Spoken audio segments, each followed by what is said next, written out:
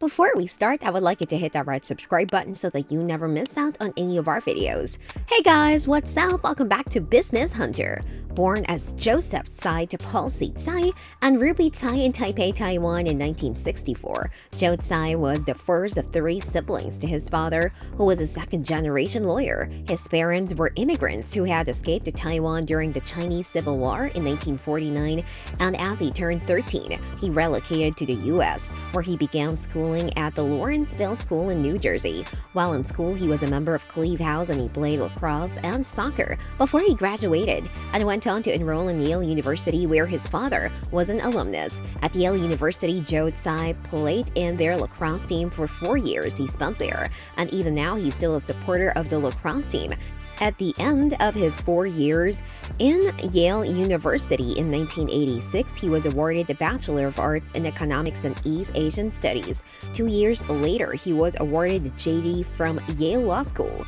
Tsai's gratifying career post-graduation saw Joe becoming a tax associate for the Y.G. law firm of Sullivan and Cromwell, and in 1991 he got acknowledged as an attorney to the New York bar. He later switched to private equity and entered Rosecliff Incorporated as general counsel and vice president after spending 3 years at the law firm. In 4 years, Joe Tsai was on his way to Hong Kong, where he joined Investor AB and was in charge of its Asian private equity investments. In 1999, his paths crossed with Jack Ma in Hangzhou after he got introduced by a friend who was on the verge of selling off his own company to Jack Ma.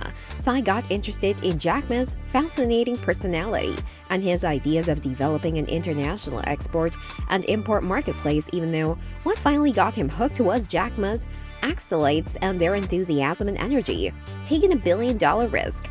After meeting Jack Ma and hearing his plans and goals for Alibaba, Joe Tsai made a move that they may have seemed foolish to anyone at the moment, but fortunately that move is the reason he's currently worth $8.1 billion today. The risk was him quitting his job at Investor AB, which was paying him $700,000 per annum, and offering to work with Jack Ma as a founding board member for a meager sum of $50,000, which was next to nothing. Barely a year after joining Alibaba, he was already negotiating and working out his way with investors to raise more capital. SoftBank, Fidelity Investments, and Goldman Sachs are some of the investment sources that invested in Alibaba at the time. Tsai was able to raise $25 million, and a few years later, he led the efforts that resulted in the unveiling of Alibaba's headquarters in Hong Kong. He made great efforts that enabled the listing of Alibaba shares in Hong Kong. He also struck a deal with Yahoo as a strategic investor and was in control of Alibaba's first public offering, which happens to be the biggest public offering in U.S. history. He has worked as a chief operating officer, financial officer, and founding board member of Alibaba, and he solely established and secured Alibaba's legal and financial structures due to his experience in law and venture capital. Through his committed efforts, Alibaba debuted on the Hong Kong Stock Exchange market in 2007, and in 2013 he got promoted to executive vice chairman of Alibaba. Tsai's incredible investment portfolio. Joe Tsai, despite being born Chinese, holds a Canadian passport and is a member of the investment committee at Alibaba, such as Cubase, Kainao Network, and Alamy. He is also the co-founder of the Major League Soccer franchise Los Angeles FC. Furthermore, he is the co-founder of Blue Pool Capital, and he also serves as a board member at Premier Lacrosse League and Ant Group. He's currently the second largest individual shareholder on Alibaba, and he also owns 100% shares with the Brooklyn National Basketball Association. Isn't that incredible?